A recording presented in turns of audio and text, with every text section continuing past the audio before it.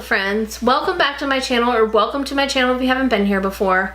I'm Erin, and for today's Vlogmas video, we are going to be reading 5 true ghost stories. So I found these stories just searching on the web while looking for creepy Christmas stories or Christmas ghost stories. And I found this on cafemom.com or the stir.cafemom.com. Anyway, I'll have them linked down below if you want to check out their site. But let's jump into it. So the first story is called The Bright Light and Calm Watchdog. I had an unusual visitor on Christmas Day 2008, and I'm pretty sure it wasn't Santa Claus passing by my house in Bloomington, Indiana. The day started in a typical fashion with the opening of gifts around the Christmas tree. I served an early Christmas dinner for the family and friends, and everyone departed by 5 p.m., except my sister and brother-in-law who live with me. They were sleeping in a bedroom at the end of the hall with the door open. I went into my bedroom with my dog Toby and shut the door securely. I was just dozing off when I heard the latch on my bedroom door open. I waited several seconds for my sister or brother-in-law to ask me whatever they came to say, but there was no other sound. It was almost 7 p.m., so my bedroom was pitch black. It's an early bedtime. Must be on the same wavelength as my dad, who gets up at like an insane hour in the morning. Anyway, moving on. I had left the lights on in the kitchen and the bathroom, and there were a lot of Christmas lights in the living room, so the hallway would have been well lit. I would be able to see whoever was at the door just by lifting my head. I pushed the blankets down and lifted my head from the pillow, but just as I would have been able to see who was in the doorway, an extremely bright light hit me right in the eyes. I shielded my eyes and yelled, "Turn out that effing light! You're blinding me!" The light immediately disappeared, and I heard the bedroom door latch closed. My bedside light is a touch lamp, so I tapped on it and looked around the bedroom. There was no one in the bedroom except me and Toby. Toby jumped off the bed and went to the door without showing any signs of alarm. At first, I wasn't frightened, because Toby is a Dutch Shepherd, well trained to be an excellent watchdog and proven personal protection dog. Since Toby was already up, I decided to go let him outside and see what sis or brother-in-law needed. When I went into the hallway, I could see both of them still in bed. I took Toby to the living room to let him outside, and there was nobody there either. So who opened my bedroom door and turned a spotlight on my face? Like most people, the thoughts of loved ones are always close at hand during the holiday season. When I first went to lie down, I was thinking about how happy I was that my small family had enjoyed a pleasant Christmas, but it would have been so much better if my mother and brother had still been alive to share it with us. I would like to think it was my brother's spirit stopping by to say, "Merry Christmas, I still think of you too." I haven't been able to debunk the strange event or find any kind of rational explanation.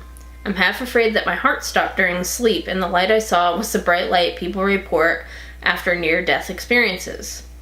Leave it to me to see the stairway to heaven and ruin my chance at eternal paradise by saying, "Turn out that effing light." I've made a mental note that if I ever see another bright light to clean up my language, just in case. And that was written by somebody named Scarlett.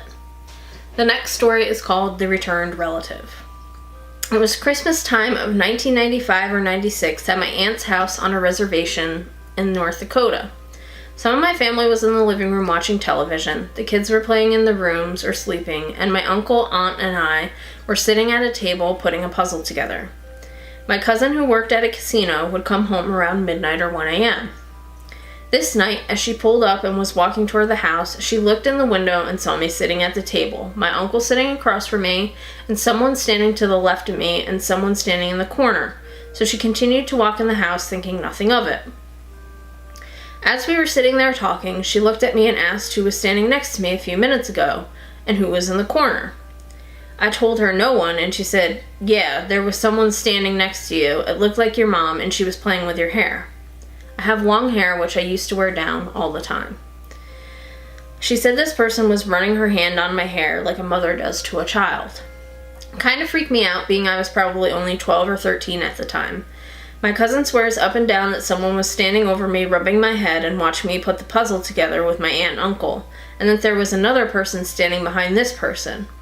We got around to thinking it was probably her mom she saw. She passed away on her birthday a week before Christmas back in 1992.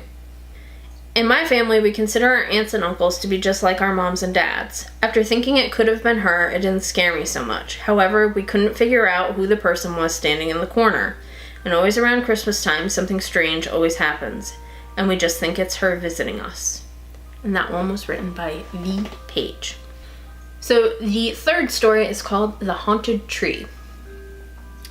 My parents and I lived in a small home that was around 90 years old. The year would have been 1996. We lived there from the time I was 7 years old to the time I was 19. From the very day that we moved in, I felt that I was not alone. One year around Christmas time, I was having a friend spend the night. The heat had just shut off briefly, and she and I were sitting in the living room watching television when the temperature dropped substantially. As I rose to turn up the heat, the Christmas tree began to shake violently. Ornaments were falling off right and left, and she and I were terrified. We ran upstairs to lay down on my bed. My white cat curled up with us, and my door was open slightly. When I gazed out the dark hallway, I was horrified to see a tall white figure run down the hall. I turned to my friend, and she acknowledged that she had seen the exact same thing. She never spent the night ever again. Guess somebody didn't like how the Christmas tree was decorated. That story was written by Caitlin Williams. The next story is called The Figure in the Recliner. My mother, to whom I was very close, passed away in 1964 when I was 17 years old. I left home that year and moved to Ontario from Nova Scotia. In 1969, I met a girl whom I will call Karen, and we got married in March of 1970. In December of 1971, we were expecting our first child. We were living in a small 1.5 bedroom bungalow. There was a fireplace in the living room. My wife and I loved the fireplace, and we had lit it every night. It was Christmas Eve 1971, and we had just finished putting the gifts under the tree, and a nice fire gave off a beautiful glow. On the tree, one string of lights, which was supposed to flash, had stopped several days before. It was 5 minutes to midnight when the fireplace suddenly just about went out, and the string of lights started to flash, and the other lights stopped flashing. My wife and I were sitting on the floor, and it had become very chilly in the room. I looked over to my lazy boy chair, and a figure was sitting there. My mother, with a big, beautiful smile on her face. My wife, who had never met my mother, said she could see the same thing. This ghost never spoke, but just kept looking at me and my wife and smiling. At 12 midnight, the fire in the fireplace started up again, and the lights on the tree stopped flashing, and the others started flashing again. I looked over in the chair, and the ghost was gone. No matter what I did to those lights, they never flashed again. That story was by Arthur H. It's always nice to have stories where loved ones come back to visit you. So, the final story is called The Ghostly Christmas Choir. On Christmas Eve night, 1978, about 3 a.m. in Klamath Falls, Oregon, I was suddenly awakened by a choir singing. The house was new construction, miles from the nearest church. I strained to hear any words that I could understand or a tune that I could identify, but I could not understand the language or tune. I did get a feeling of angelic exaltation, reverence, and gladness of heart. This was truly a heavenly choir, lifting their voices on high, singing Hosanna in the highest in an unknown tongue without accompaniment of instruments. I examined the television, but it was off, as was the radio.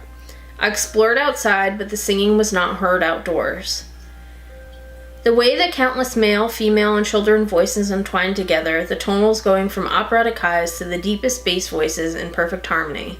It must have lasted about 10 minutes, but it was touching for an eternity. And that was written by Mel. So, what do you think? Do you think these stories are true or made up? I definitely think that a lot of them sound pretty plausible. There's always a lot of stories of loved ones coming to visit around the holiday time, which I always find touching. I don't think that it would be a scary thing for me to see a loved one.